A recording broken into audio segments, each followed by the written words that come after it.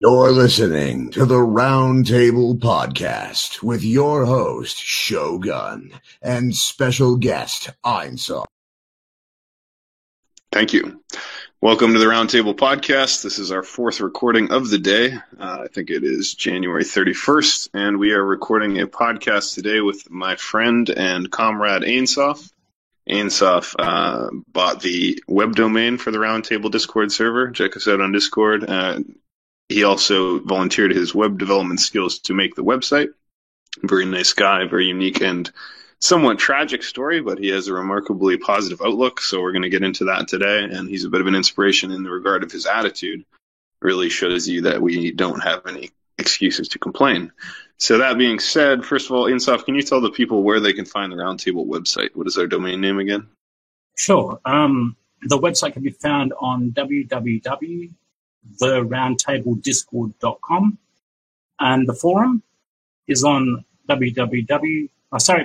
it's discuss.theroundtablediscord.com.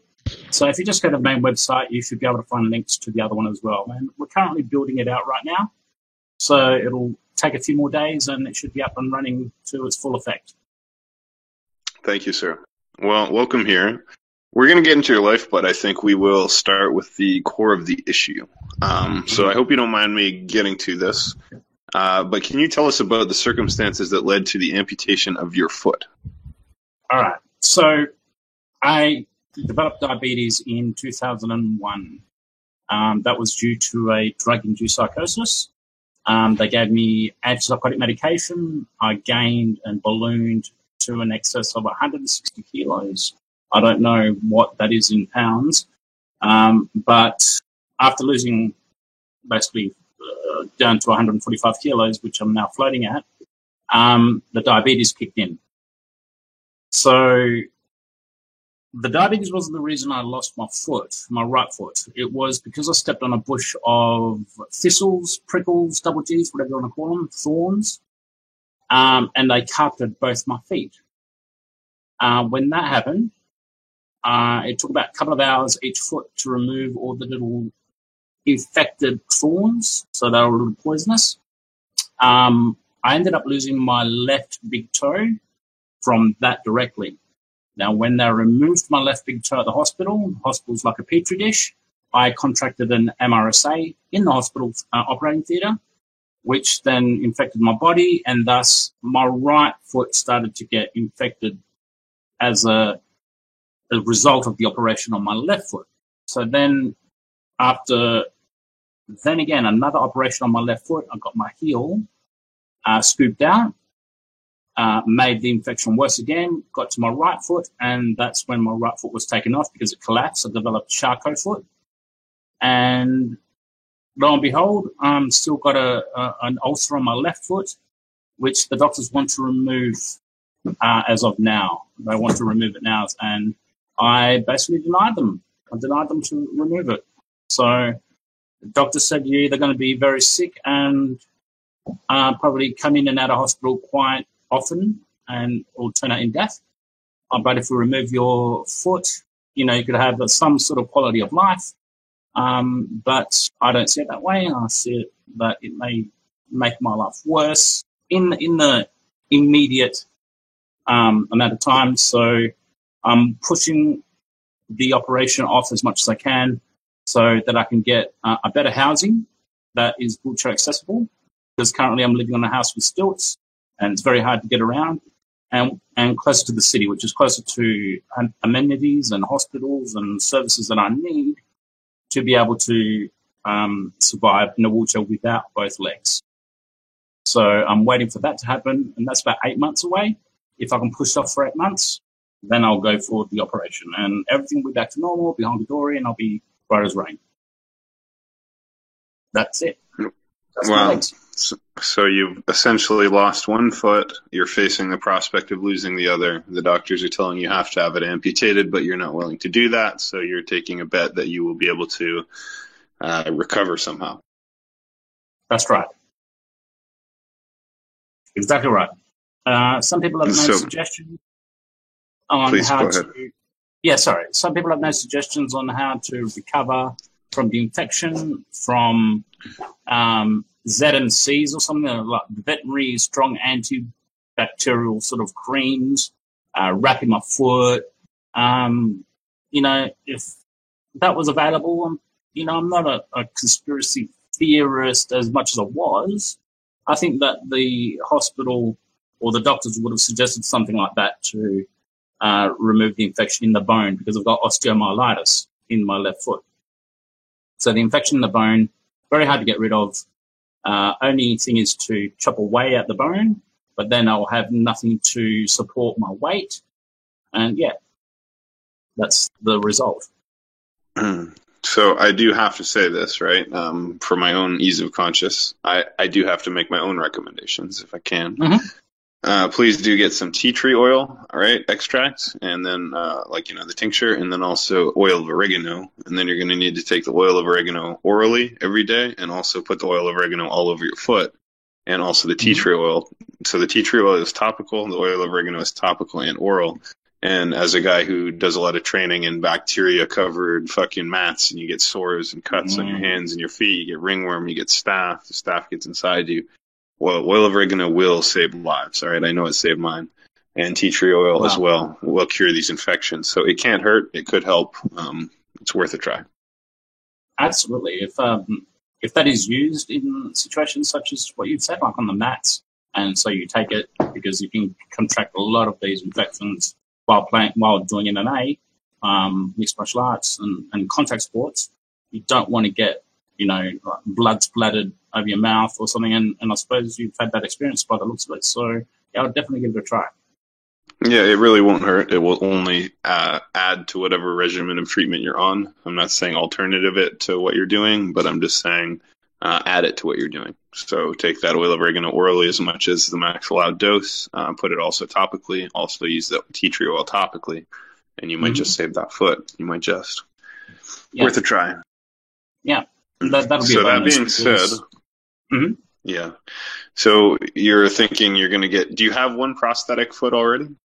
I do not, and that's because I'm overweight, and doctors said that I need to stand on my remaining foot for 20 minutes without any aid. And since I want to amputate it, that's unlikely. So I need to either lose my weight and get my heel to sort of close over. Once they do that, then they'll give me a prosthetic. But, I'm sort of heading in the other extreme. I see. So how are you feeling? I mean, obviously you sound pretty cheerful. I would be losing my shit. The things you're describing sound horrific to me.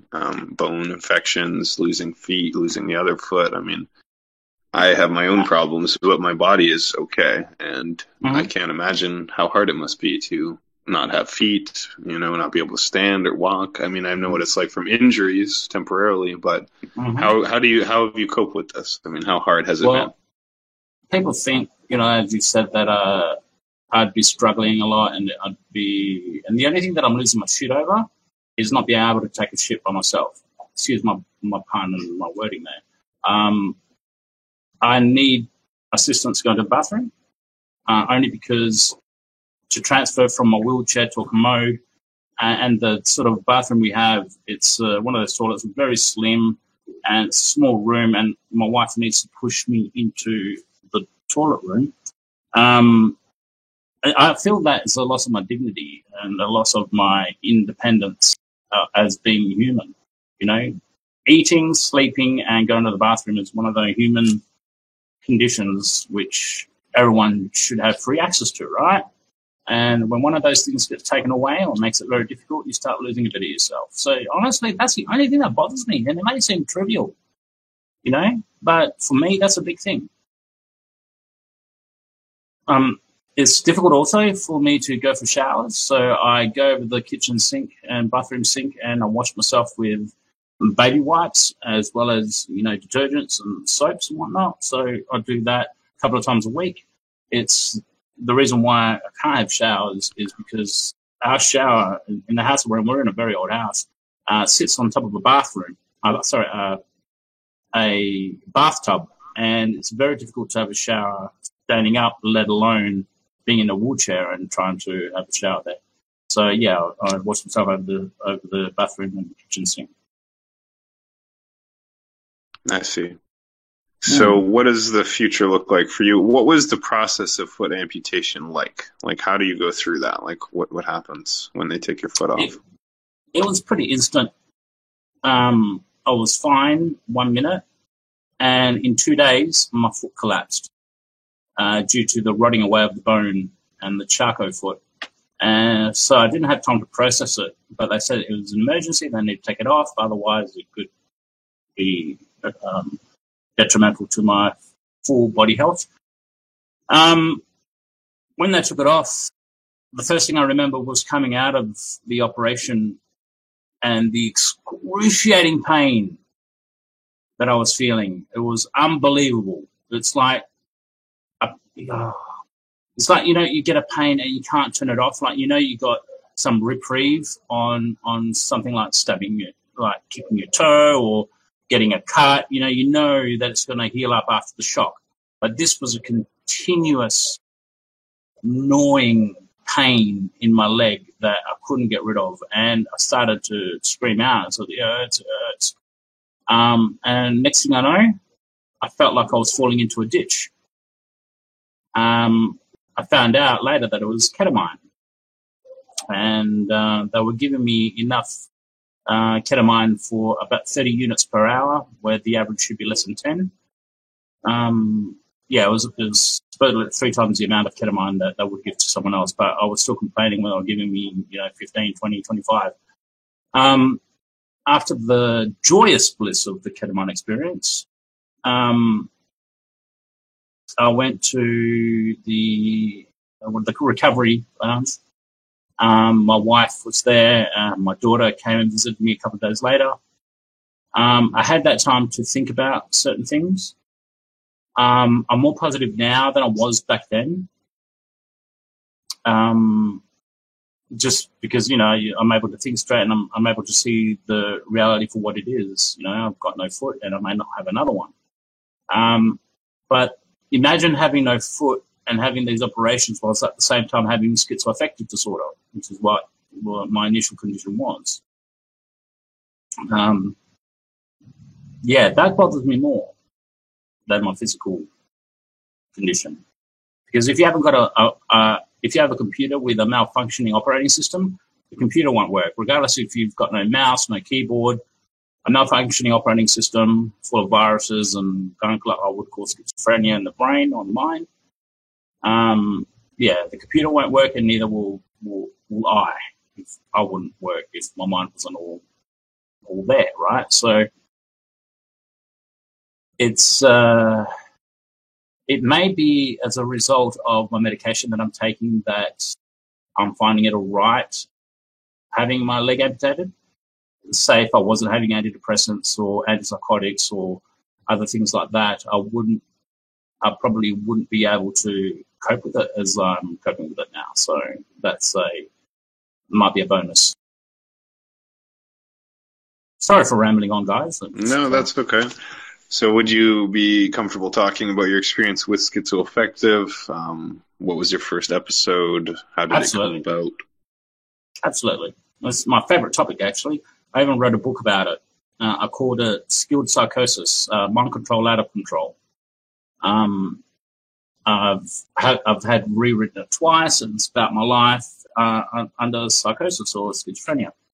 In 2000 and in the year 2000, I was working for an internet security company.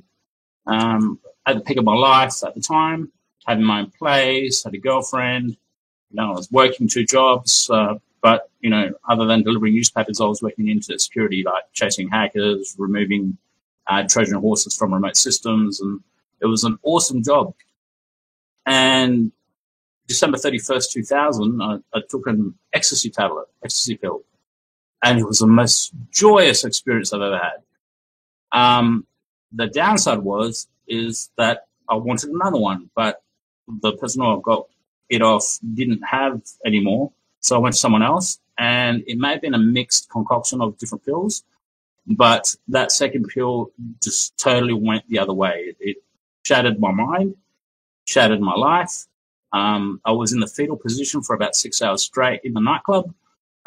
Just rocking backwards and forwards, paranoid about everything, even my best friends thinking they were undercover cops, that the whole night was a setup, that people were spiking my drinks. So they were offering me water because I was dehydrated, and they could tell that I was unwell. And I would think that the bottled water that they were giving me spiked, I wouldn't have any of that. And it just went downhill from there. So I started seeing things on TV in relation to that night, that from the morning, because it was New Year's, people making comments, and I thought they were speaking about me, and it was very, very schizophrenic. It was very schizophrenic. None of it, of course, is true. Now I believe that. But that did lead me down a path of conspiracies. Researching the drugging led me to find out about groups like the Illuminati, Scientology, Freemasonry, just the occult, and whether I was involved in any sort of way that they would cut out to get me. That's what a paranoid mind does. It tries to put them into a space of sort of urgency, whether it's beneficial or malevolent. So I then followed the work of this guy called Stuart Swerdlow. He's in the United States, and he was the first person that I came across talking about the Illuminati. I had been friends with him for about 15, 16 years. I stopped speaking with him a couple of years ago. He was apparently a Montauk boy, which involved time travel, genetic manipulation, mind control, and programming. And I studied everything under what he was proposing. And he told me that the Illuminati drugged me, sort of hook, line, and sinker. Oh, wow, the Illuminati. And he told me that I was programmed from a child, that I was important in the future, that I would help facilitate the New World Order, that I would have two more children. I already have a daughter. That I would have two boys. And, that was entertaining for a while, but now I look at myself, I've got no legs. I don't see myself ever leaving my wife. I don't ever see her getting sick and dying. I don't see myself having another relationship to have more children, because we can't now. She's had a triple ligation and I've had a vasectomy. So if that's not true, then what else wasn't true? And, he painted this picture of me sort of projecting my being as being someone who's going to be doing these fascinating things, yet they're untrue. So he was feeding my delusions of grandeur, feeding my paranoia, feeding my want to be acknowledged and my want to be something of this world. But, for whether it was monetary gain or not, I'm not certain, because he didn't get much money out of me. But I don't know. I just don't get it. That's why I don't understand why he would go to that length to foretell my being, my future, when there's no monetary gain out of it, you see. So I pulled away from that. I studied Scientology for a little bit. I left that due to the naysayers and sort of finding out that there was a bit of truth in them. And also Freemasonry. I joined Freemasons in 2012. Was there for about a year and a half, 2 years. I reached Master Mason 3rd degree.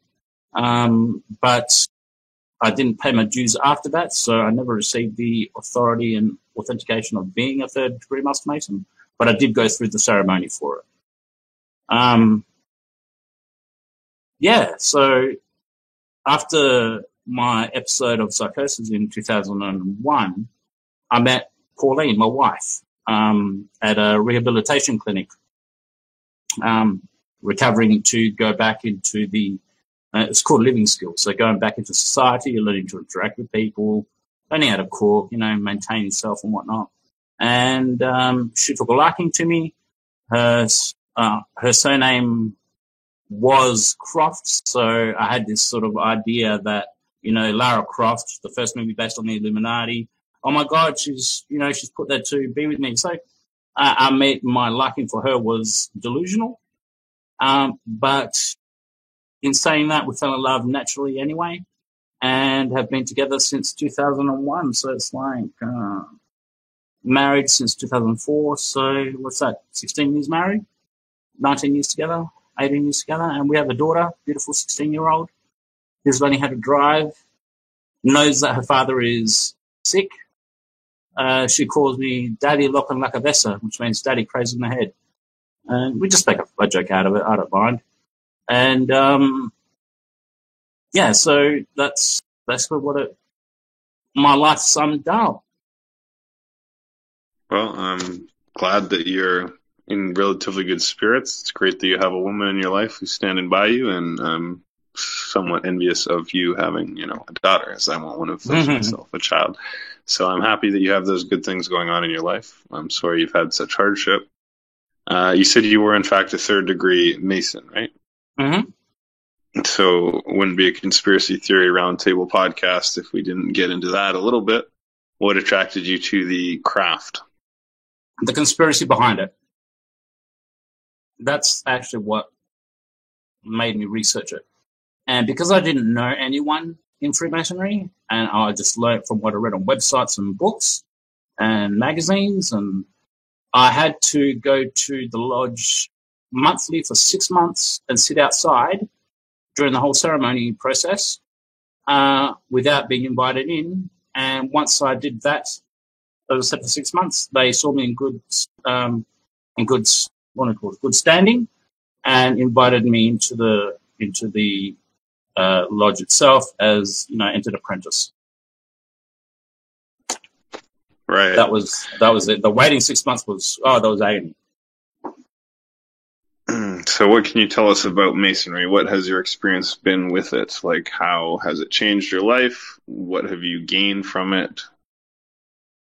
I find that the lodge that I went to are a bunch of good old men getting together to find a reason to have a beer once a month. My wife laughs because she went to the south, which is the kitchen in the lodge where we get together to have food and drinks. They are really good people. Like, I don't get it. People say once you get to the 33rd degree, you've got to pledge allegiance to Satan or Lucifer, and I'm like, well, maybe, but I don't see it from where I stood. Yeah, so there are secrets, but they're not secrets as such. They're secrets of understanding and knowledge and wisdom rather than something that's kept from the world. It's just because they were there back in the day, they just carry on that knowledge forward. And I suppose they consider it secretive because they want to keep a lid on things. I don't know. I don't know what the reasons are for it. But, there's no goat sacrifice. There's no children dismembered or anything like that. And after the third degree Masonry, anyway, supposedly it's the Blue Lodge where I was. It's not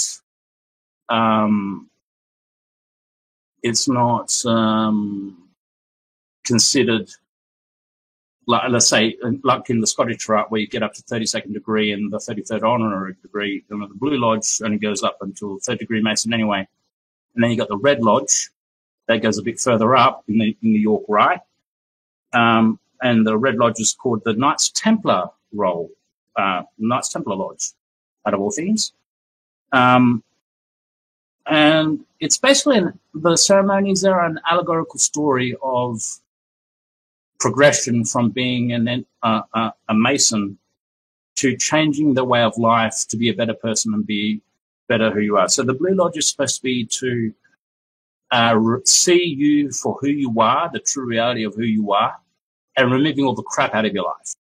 Once you reach the Red Lodge, that's when you start building new attributes and new characteristics to being a better person. Now, if you're going to be a better person and you're progressing through the Red Lodge, why would you backtrack and believe the conspiracies that evil at the 33rd degree? If you're trying to be a better person, you don't become a better person by doing evil things or malevolent things, right? So that's about as much as what I can say about Freemasonry. I met a lot of good gentlemen. There's some good reason to have a beer at the end of the night once a month. But that was my reason for joining, because it was based on a conspiracy that I wanted to find out for myself. I see. Interesting. So maybe I'll just ask you two basic questions I can kind of throw by every guest. First one will just be, are you religious at all? What is your spiritual orientation? Yeah, I'm a panentheist. Not a pantheist, but a panentheist. I believe that God is everything, including physical reality, and interpenetrates it, but also beyond physical reality. So the unknown, the darkness where the light comes from is also God. Everything is God, and we are within its framework. So time exists for a reason. It's to allow the eternal source to know everything in the physical sense, and allows time and space to know what an apple tastes like. So you can tell someone what an apple or orange tastes like, but they don't know what it tastes like until they taste it themselves. So consider me being the orange or the apple, and I'm experiencing through, and the God, the creator, eternal creator, the spirit, is experiencing reality through Rodrigo. And I then meet Shogun, and that's the eternal creator experiencing reality through Shogun. And therefore, when we interact, it's actually just the mind of God experiencing itself through someone else. So we're just continuing an interaction feedback model so that it can know itself. So that's why I believe that the eternal creator, like the Most High, and I know some people are going to hate me for saying this, but the Most High doesn't care what choice you make, whether it be murder, rape, horrific things. It doesn't care because it needs to know what it's like to experience those things. However, at a virtue, at a lesser degree, a more higher leap in understanding is through love and acceptance. So unconditional love is like, let's say, the highest energy that you can entertain, whereas mundicide, which is the death of a planet or killing a civilization, is like really down on the low grade of spectrum of things. So that's where I see myself in relation to the eternal creator. Now, Yahweh or Jehovah, lesser deities that were created within physical reality, but are not the God who created them.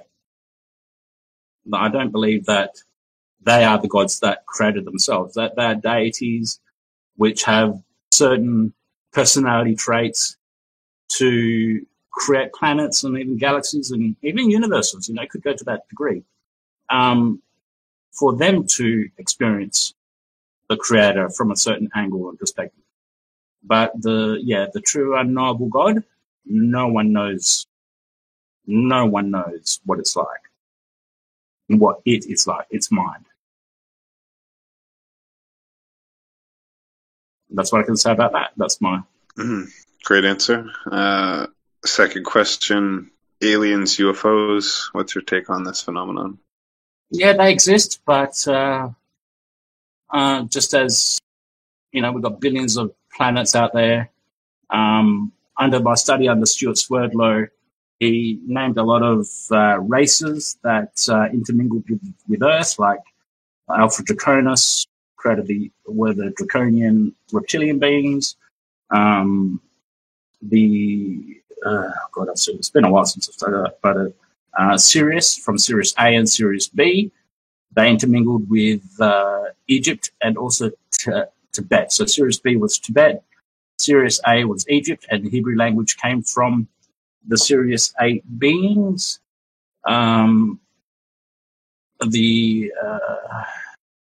There very are this alien races that supposedly seeded the Earth and mixed with early humanoids. I don't believe they are around now. Sorry, NSA.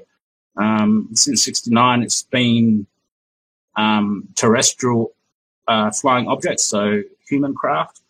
I still think that, yes, maybe the Draconians and the Orion Confederation may be in allegiance of trying to take over a New World Order. I do believe in a New World Order been trying to be implemented, but I don't think it's all aliens. I think the horrificness of this world can be attributed to human beings, and we're just horrible creatures in general.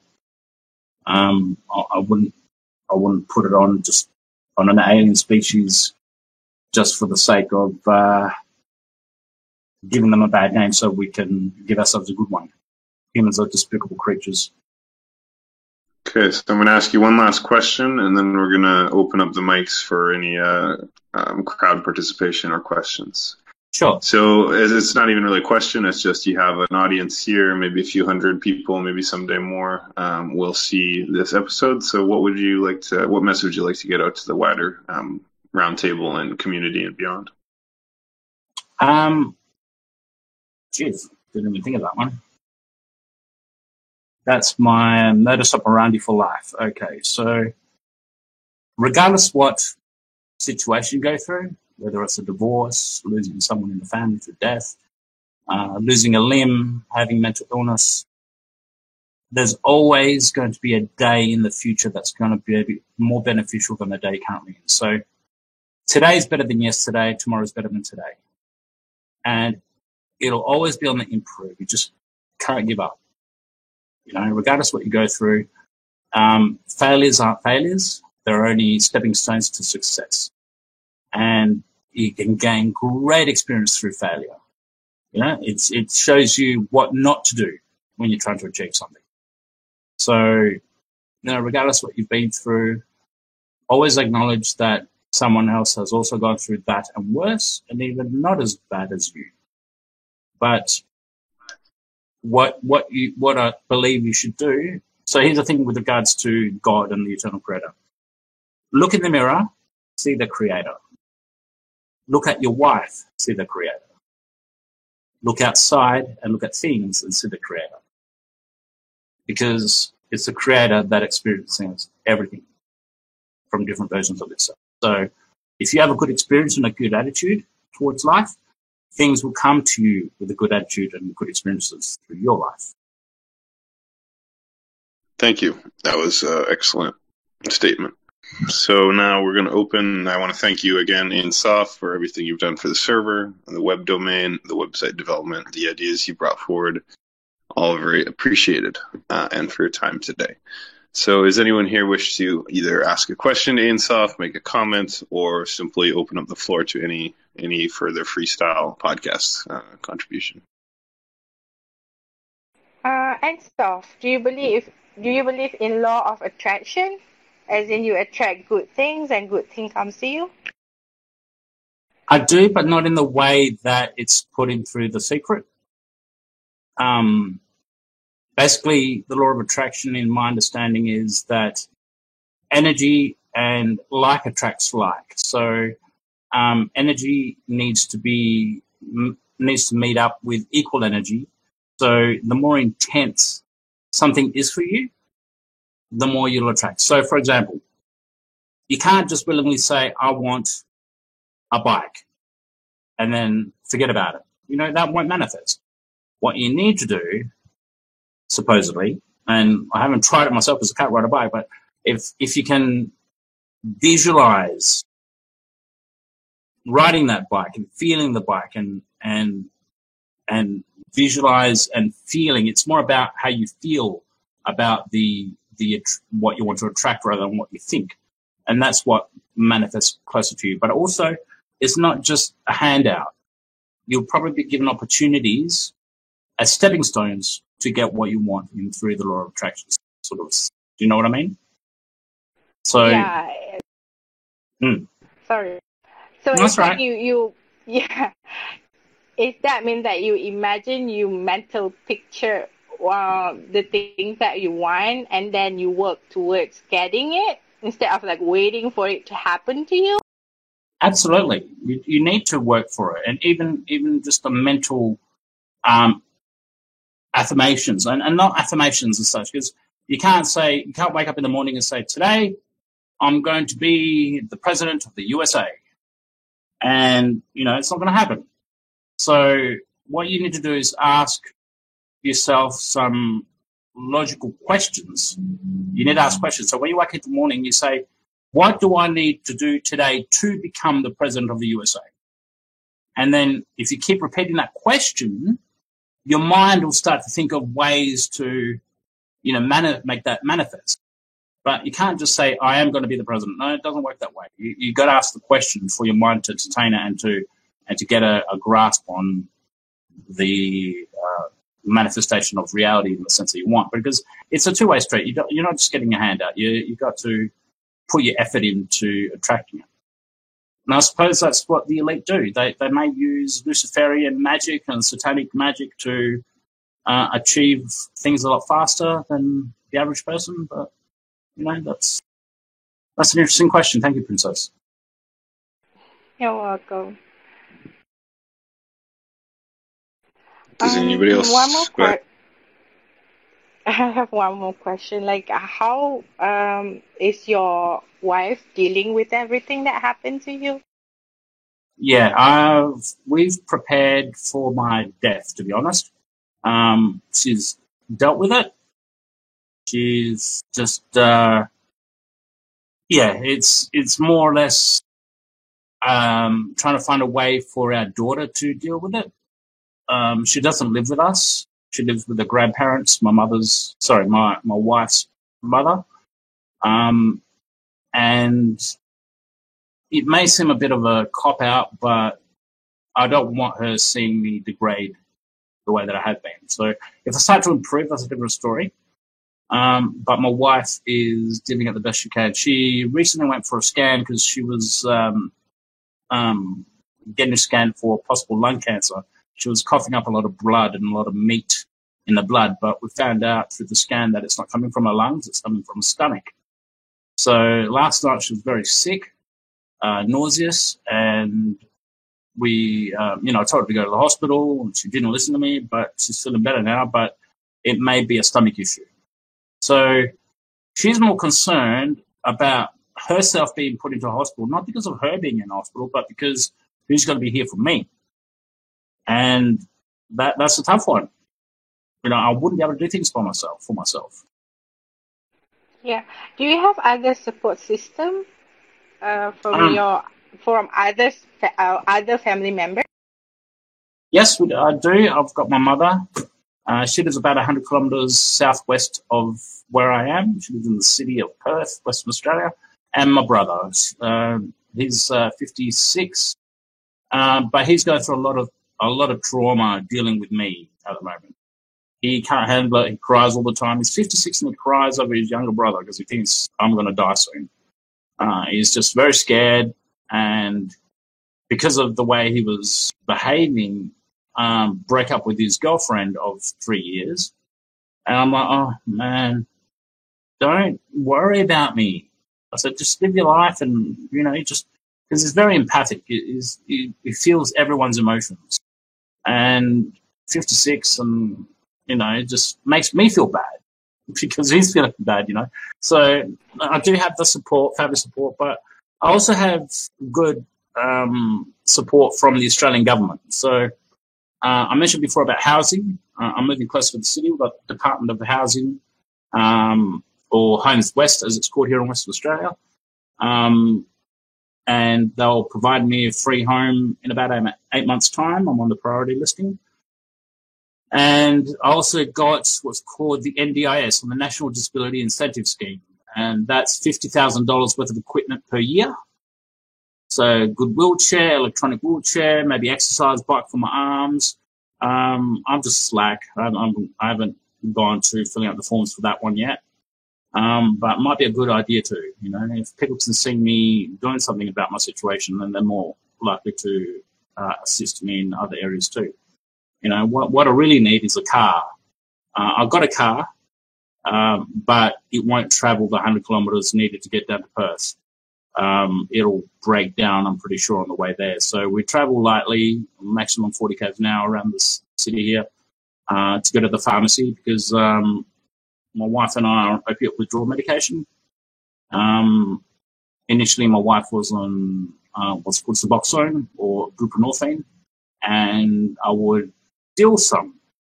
And when she realised I was stealing it, started to share it with me, and then I became addicted, and then I went to the doctors and said, all right, yeah, we're going to have to put you on it. So I ended up being on it myself as well. So that's how that came about. So I'm on opioid withdrawal medication, and I need the transport to go down to the pharmacy to dose every 4 days. Need to go down there. And if the car breaks down, that'll be horrific. And no one wants to, like my mother or my brother wants to help getting a car. So that's unfortunate. Yeah, couldn't you hire someone to like bring the medicine to you instead of No. you going there? No, I have to go there legally because it's a Class A drug. They are the pharmacy. I have to be at the pharmacy and actually have it in my mouth and let it dissolve for 10 minutes before I'm allowed to leave the pharmacy. I mean, I have a good rapport with my pharmacist. She comes outside of the car park and doses me whilst I'm sitting in the car because it's just a hassle climbing up getting the wheelchair to go up the ramp because it's on 2 stories. So, yeah, it's... I can't get anyone to come out and give me the medication, unfortunately. Oh, thank you for talking to me. You're welcome, I Princess. hope everything goes well for you. I'm pretty sure it will. I'm in for that. Just got to feel it. Does anyone else have any questions or comments for Mr. Ainsoff? Yes, I missed a good chunk of the conversation, but I was curious. You're wanting to move closer to the city. Are you looking at any certain district in particular, or what's your price range, or how's that going? Yeah, so with the Department of Housing works, we have to choose a district, and we're choosing the Armidale district, which I don't know whether people know much about Western Australia, but the Armidale district has about 13 suburbs around the area, around the vicinity. Pricing range, nothing over $200 a week, Australian. But with the Department of Housing, we pay 25% of our income. So if I get a $50,000 income, I've got to pay, $12,500. Do you know what I mean? For rent. So it's for the $800 income. If I get $800 income per fortnight, it'll be $200 per fortnight on rent, which is good because that's $100 a week. It's considerably less to get to pay Homes West for Homes West housing, and they do good homes. Like the properties out there are really really state of the art, especially for people who have got physical condition problems. And I don't know if this question was asked because girlfriend called, but what about prosthetic limbs? Yeah, prosthetic for my right foot I can't get at the moment because I need to be able to stand on my left foot for 20 minutes unaided, and because I've got a huge hole in my heel, which means I can barely stand on it at all, they won't give me a prosthetic because of my weight. The only way that it'll do it is if they amputate my left foot, then they'll give me a double prosthesis. But that's apparently even a lot harder still with my weight because, trying to not only stand up with a weight, you've got to coordinate, you've got to balance, and it's very, very foreign to be able to do that on 2 legs straight off the bat. I mean, it doesn't mean it's impossible, but no, I can't at this stage.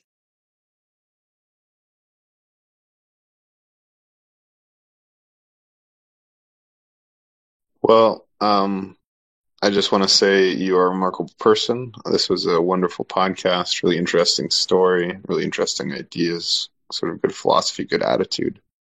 Inspiring, kind of horrific, to be honest. I'm sure I'm not the only one who finds your story kind of disturbing in the sense that you're a good person who has had such horrible things happen to you. But on the other hand, Can I stop you there, Shogun? You said, good person because of considering all these things that have happened, but the reason my attitude is the way it is because of these things that have happened. Like, before 2001, I was a jerk, mate. Like, most teenagers are, but I was one of the worst people you'd ever want to come across. I'm not going to say because I'm very embarrassed by the nature of my personality prior to being drugged. It's humbled me in such a way that I see myself not as the what do you call it? I'm not that I'm flawed just like everybody else, and I'm not superfluous to things happening to me. So these things are what make a person. I'm not saying that at all the time, it makes me a better person or other people a better person, but those things that have happened to me made me a better person. That's what I've got to say with that. Thanks, Shogun. Thank you, sir. So that being the case, I think this was a great interview. I really enjoyed it. If you ever want to do another one or another event of some kind, we can always set that up anytime. Same goes to anybody on the server. You want to do your own one-on-one interview or podcast or special event or debate, you can always hit up my DMs or whatever, and we'll set it up. In the meanwhile, I think we'll call it a podcast there. Make sure you join us on the Roundtable Discord server. Please do check us out on all your favorite social media platforms. Check out the website that Australian Soft has put together for us. We're on GoFundMe, we're on Patreon, we're on YouTube, and we will soon be on Podcast Addict, Podbean, SoundCloud, and Twitch. So keep an eye out for all that, and the upcoming web store should be all up within a month. Until then, thank you very much to the live audience, the recorders, and especially our special guest, Ian Soft, 2197. And let's jump down to the Roundtable voice chat for a freestyle hangout. Thanks, everybody.